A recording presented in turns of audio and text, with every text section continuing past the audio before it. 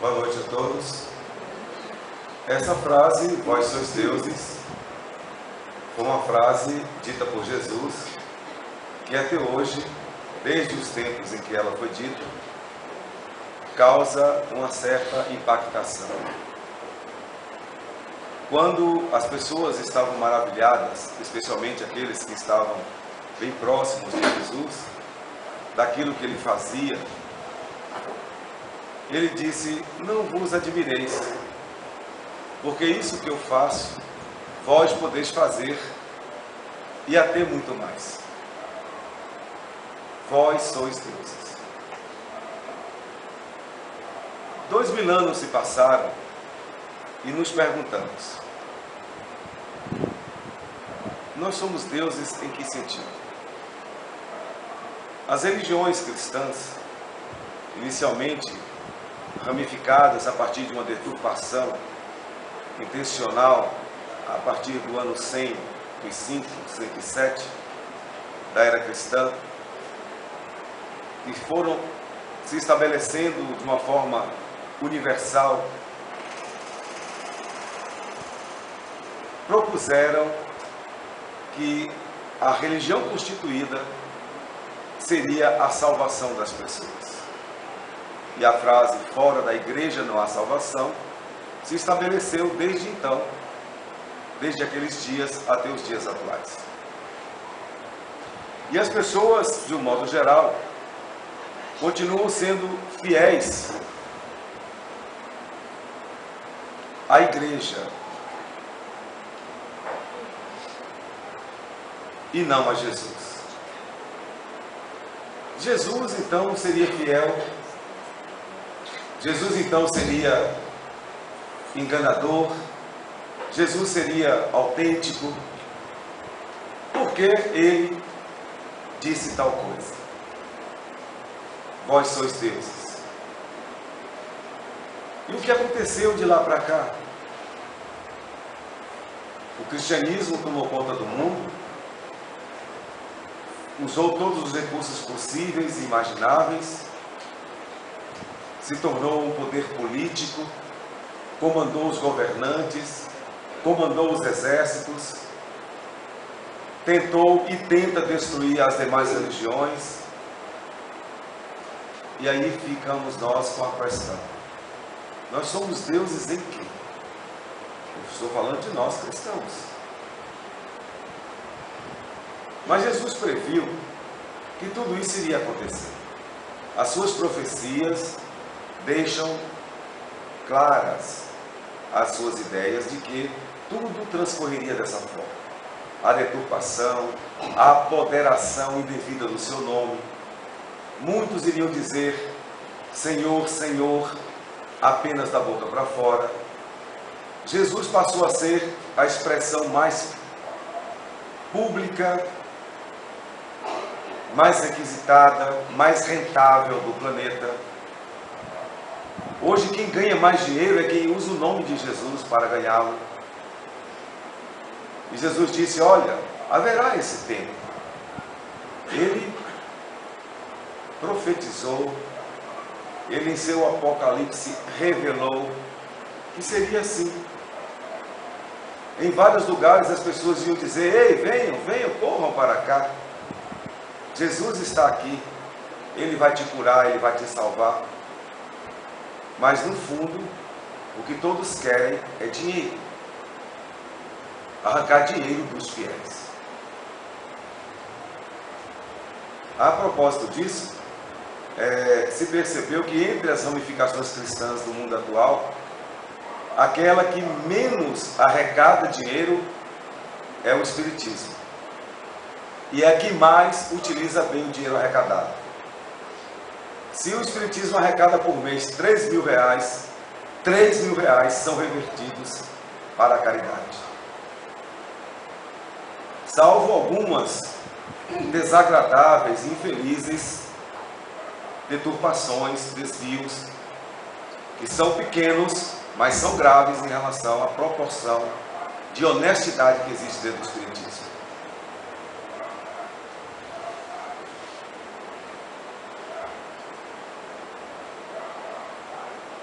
Jesus falou sobre os falsos profetas.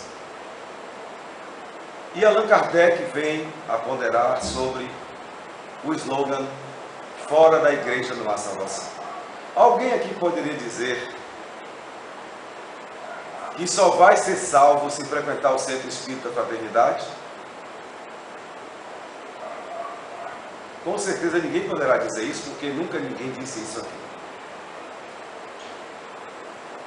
Ainda bem que todos os nossos trabalhos doutrinários estão gravados ultimamente. Estão na rede internacional. E nenhum palestrante ousou vir aqui dizer isso.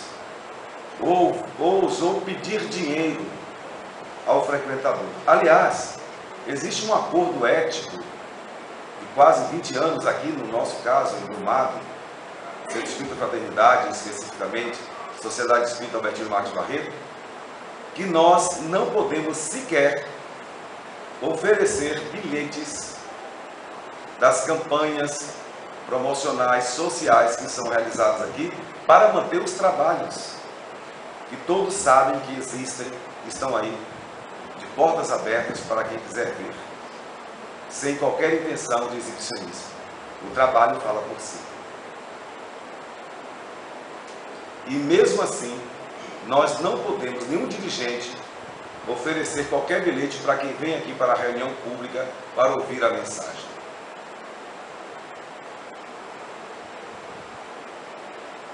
Mas Jesus disse que nós somos deuses. Que tudo aquilo que Ele fez, nós podemos fazê-lo e até muito mais. O questionamento continua. Mas nós somos deuses de que forma? Ele também disse que nós iríamos alcançar a perfeição, que ninguém chegaria a Deus se não fosse através dele. Mas ele também disse que essa raça é adúltera e incrédula.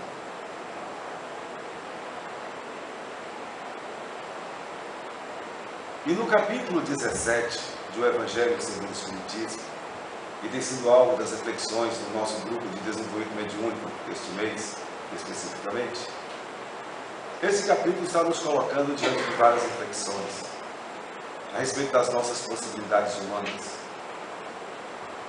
E existe uma coisa que é muito comum entre nós e que não damos conta de que isso possa ser um desvio lamentável de postura. É quando nós condenamos as pessoas que estejam equivocadas. Equivocadas do nosso ponto de vista. Todos nós temos uma precisão enorme para estabelecermos críticas com detalhes e minudências que invejariam até mesmo o maior dos juristas, que tivesse como papel profissional analisar os agravantes e os atenuantes de uma questão judicial. Nós somos precisos quando nós temos que apontar os defeitos dos outros. E exatamente no capítulo mencionado, ali existe uma proposta a respeito do adultério. O que seria realmente o adultério? Já que Jesus colocou o adultério em dois momentos importantes que ficaram assinalados. Um deles foi quando, aquela história conhecida, em função de uma prática cotidiana, desde os tempos de Moisés, em que os judeus, quando apanhavam alguma mulher em adultério, do ponto de vista sexual, traindo o seu esposo, ela poderia ir à praça pública, ser apedrejada até a morte. Esse episódio marcante entrou para a história.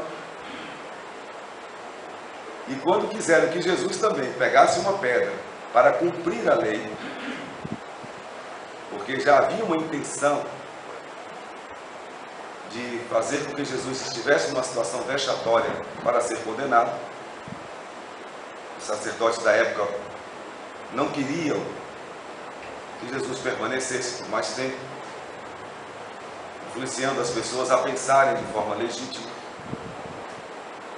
Pegaram uma adúltera e colocá-la num local em que Jesus estaria presente também. E pela lei dos judeus, todo mundo tinha que jogar pedra. Quem não jogasse também poderia ser apedrejado.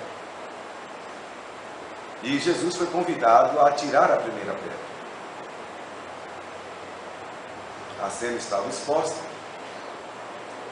E quando ele foi convidado a participar daquela chacina, ele fez o que ele fez. Aquele de vós que estivesse em pecado, atire a primeira pedra. O que se viu foi um a um, cada um dos presentes, jovens e velhos, deixando as pedras caírem de suas mãos e retornarem aos seus afazeres. Dentro do processo do adultério, analisado por Jesus, ele ainda disse outra coisa, mais profunda ainda. Ao primeiro momento, pareceu que ele foi conivente com o adultério sexual.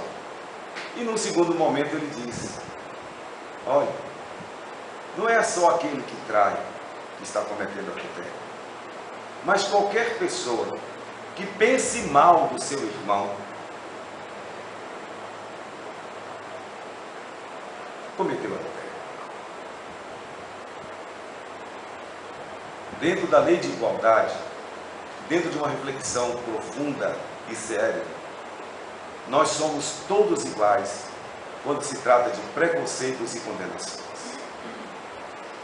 Nós julgamos e condenamos a cada segundo, a cada instante. E não temos nenhuma preocupação com isso. Se isso vai dar certo, se não vai, se vai repercutir, se não vai, se vai causar algum dano ou não. A gente simplesmente faz isso sem nenhum pudor. Sem nenhum pudor. E ontem, exatamente analisando esse material com a equipe do desenvolvimento mediúnico, nós colocamos a seguinte questão. Quem aqui pode garantir que nunca pecou adulterando pelo pensamento?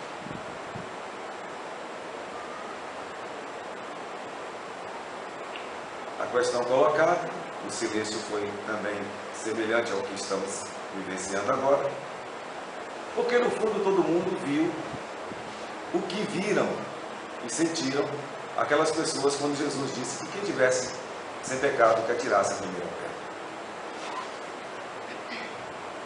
Quando ele falou que nós somos uma raça adúltera, ele disse isso. Nós pensamos mal uns dos outros. Nós mal dizemos uns dos outros. Quando muito, nós conseguimos não externar o que pensamos, para evitar embaraços.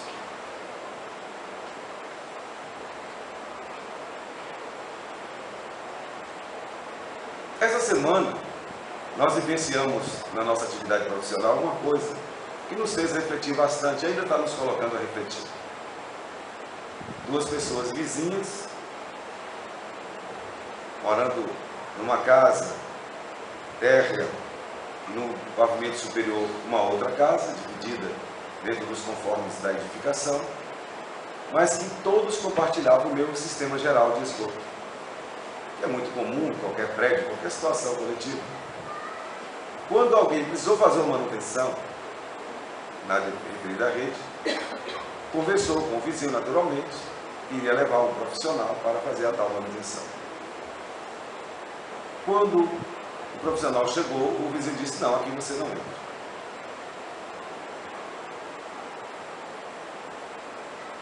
A não ser que você chame a polícia. E vamos ver se mesmo a polícia vai ter direito de entrar aqui no que é lei. A situação foi colocada logo nas primeiras horas da manhã, de segunda-feira. As pessoas envolvidas conosco, por atividades profissionais, nos ligaram e pediram providências até para que eu próprio chamasse a polícia. Seria melhor alguém de fora chamar a polícia. Eu não vou ter chamar a polícia. Isso é uma coisa tão simples, pode ser resolvida. Fomos até o local, ponderamos com cada um dos moradores. A essas alturas, o profissional também já estava envolvido no clima passional. E ficamos a observar que foi necessário nós mobilizarmos duas equipes de trabalho para evitarmos um possível assassinato, porque os dois vizinhos estavam prontos, um para matar o outro, por uma questão absolutamente banal. Isso é adultério. Adulterar não é apenas alguém que está consorciada com outro alguém de forma conjugal, se não está se sentindo bem, não está se sentindo preenchido ou preenchida, se permite envolver-se com alguém que possa preencher aquele espaço magnético do prazer que não está sendo suprido. Porém, o adultério é muito mais profundo. Essa incapacidade que a gente tem de lidar com os vizinhos, com as pessoas próximas, mãe com filhos, assistimos estarrecidos, repetimos, os problemas que as pessoas nos apresentam como sendo problemas. E nós englobamos todas essas questiúnculas no princípio do adultério proposto por Jesus. Todo aquele que pensar mal contra seu irmão está adulterando. Onde está a compreensão?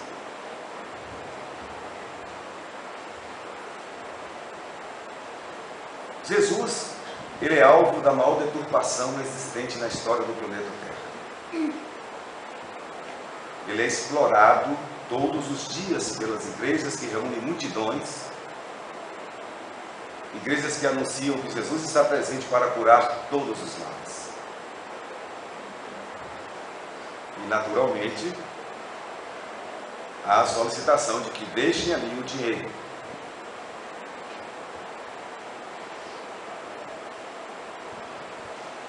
No nosso caso, se eu perguntasse aqui agora,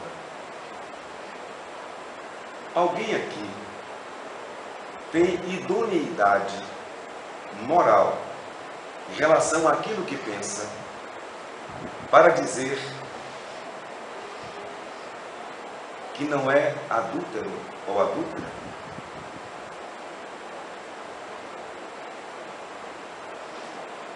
Quantas vezes já fizemos juízo e já condenamos pessoas sem sequer dar-lhes a oportunidade do esclarecimento?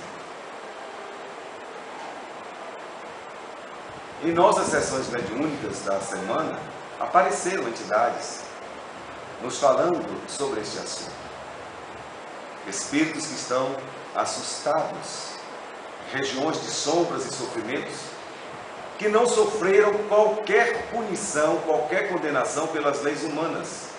Foram inclusive pessoas homenageadas, morreram com honrarias, com enterros dignos, entre aspas. Mas foram pessoas que em suas atividades condenaram,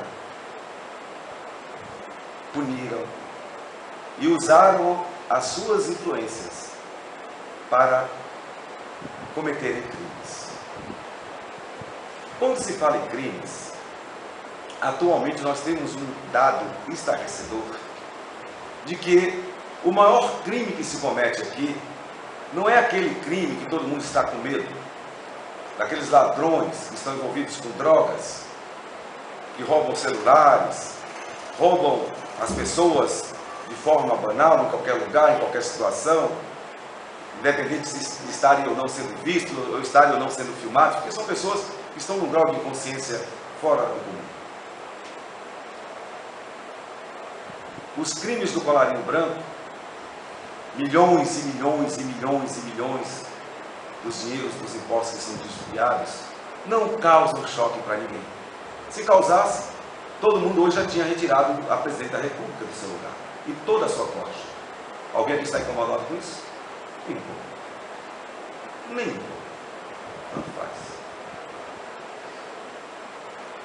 Mas o crime pior ainda não é esse. O crime pior que está se cometendo hoje ainda é o infanticídio do aborto.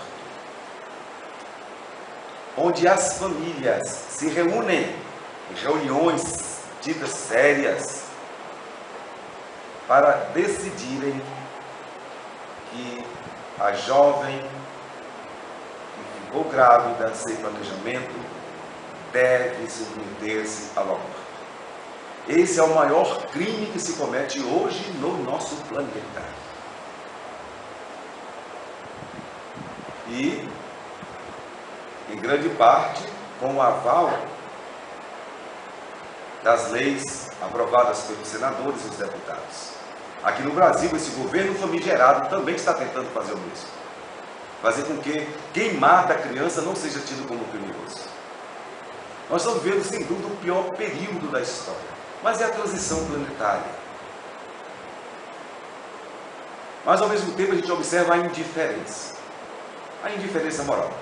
Nós vamos falar sobre esse assunto no próximo mês, até porque fomos convidados a refletir sobre uma indiferença que acontece em nossas casas espíritas com relação aos pais das nossas crianças evangelizandas, que demonstram não estarem realmente preocupadas em formarem um caráter ilibado das suas crias, demonstrando isso em pequenas situações que envolvem a relação família e escola de evangelização. Essa indiferença está nos chocando. Por quê? Porque agora nós estamos falando de nós, os espíritas. Nós temos um material de consciência e de sensibilização que ninguém possui. E ao mesmo tempo Jesus fala que nós somos deuses. Que nós podemos fazer tudo o que Ele fez e até muito mais.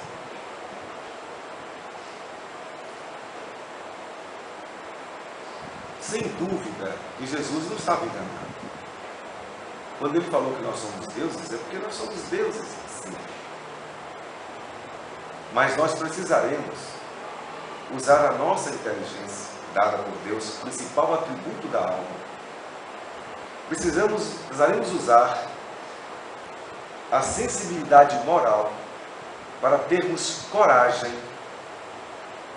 de deixarmos de ser tão egocêntricos como nós somos, tão vaidosos como nós somos, tão orgulhosos como nós somos.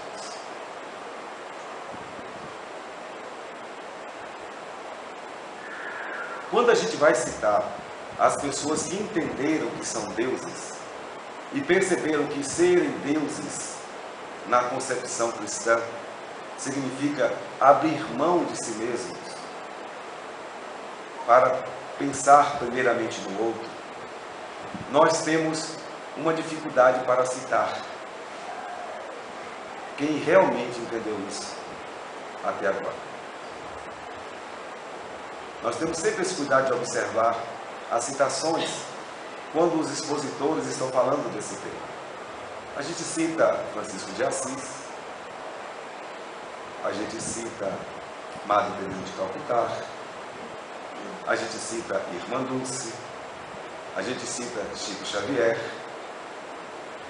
Divaldo Franco, em parte sim, em parte não, a quem duvide. E não vamos muito adiante.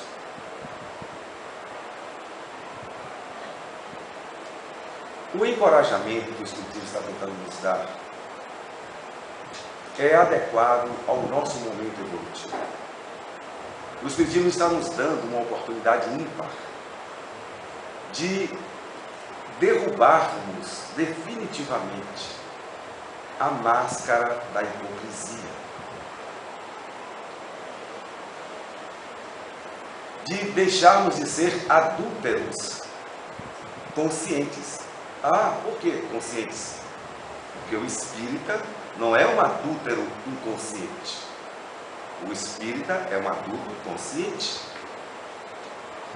Porque nós conhecemos bem mais o Evangelho de Jesus do que qualquer outra religião cristã do mundo. Porque nós temos as análises filosóficas profundas das entidades venerandas que, atendendo ao chamado de Jesus, que disse enviar ou pedir a Deus que enviasse em tempo apropriado, o Consolador, o intercessor, o advogado. Queria nos fazer lembrar de todas as coisas que ele havia dito e nos falar de coisas novas, que o mundo ainda não podia entender e que iria permanecer conosco para sempre.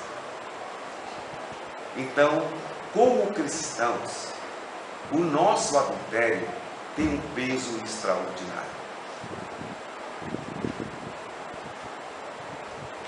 Deixemos então aqueles que acham que fora da igreja não há salvação, onde estão?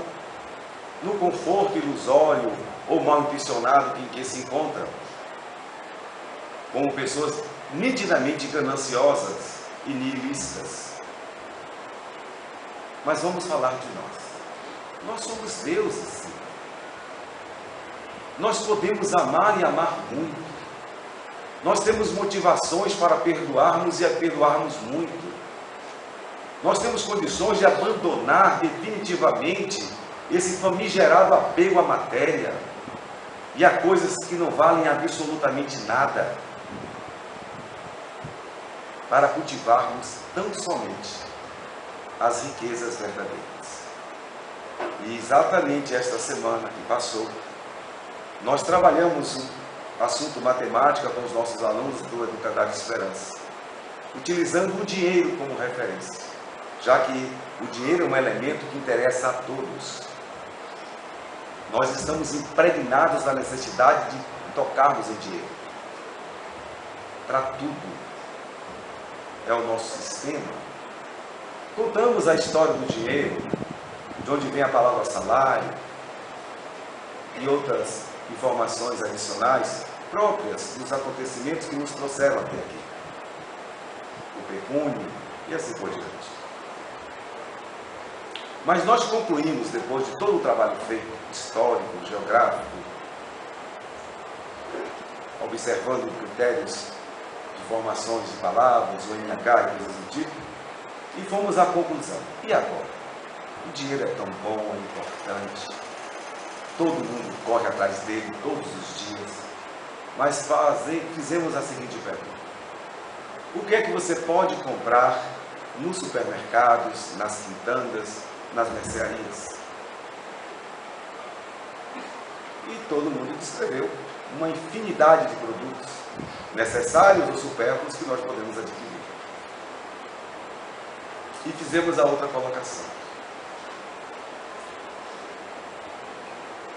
existe algum supermercado, alguma loja, que você possa comprar uma porção de alegria, uma porção de felicidade, uma porção de amor, uma porção de amizade, uma porção de carinho?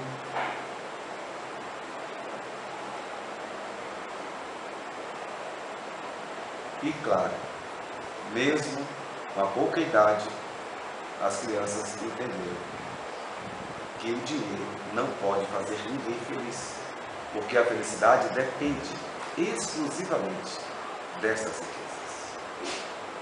E o que é mais interessante? Nós somos deuses por quê? Porque as riquezas eternas que nos dão a verdadeira felicidade não custam absolutamente nada. Não criam constrangimentos como nós estamos assistindo. O dólar subiu, fica todo mundo desesperado. Se o dólar baixar também, uma outra parte vai ficar desesperada, daqueles que dependem dos lucros dos produtos importados. Para onde for a economia, se a inflação for baixa, vai prejudicar uma metade, se for alta, vai prejudicar uma outra tanta. Não existe como sermos felizes equacionando economicamente a distribuição dos bens materiais. Por quê? Porque claramente ninguém poderá manter-se na ilusão de ser feliz conquistando bens materiais. Aliás, as pesquisas renovam-se a cada ano, demonstrando que os países campeões de infelicidade, de tédio, de suicídio, são os 10 países economicamente mais ricos do mundo. São os campeões, onde ninguém tem problema financeiro. O mínimo para viver com dignidade é assegurado. Você paga um imposto alto Não tão alto como o do Brasil, mas é o suficiente para você ter saúde, escola, todas as condições sociais asseguradas. Porque os desvios não chegam a esse grau que nós somos obrigados a assistir com essa indiferença que nós estamos assistindo aqui no nosso país há anos. Então nós somos deuses em quê? Jesus estava enganado? Por que a gente luta, reza, pede e a gente não é feliz? Porque Jesus disse que a felicidade não pertence a esse mundo. Tudo que nós programamos, que nós achamos importante, que nós valorizamos, que nós conceituamos como coisa grandiosa desse mundo, para os valores reais, não valem absolutamente nada. As guerras, as intrigas, as separações dos casais, as contendas entre países, tudo se refere a questões materiais.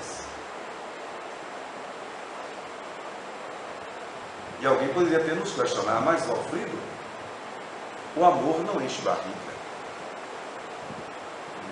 É isso, né? O amor não enche barriga. Será que não? A gente já experimentou viver só de amor? Qual é a prova que a gente tem disso? Quem realmente fez esse teste e priorizou o amor como sendo a divindade que há dentro de si? Porque Jesus também assegurou: quem buscar a Deus e a sua justiça, terá todo o resto como um ato da misericórdia. Mas nós não confiamos no amor, nós não confiamos em Deus. A gente corre primeiro atrás do dinheiro.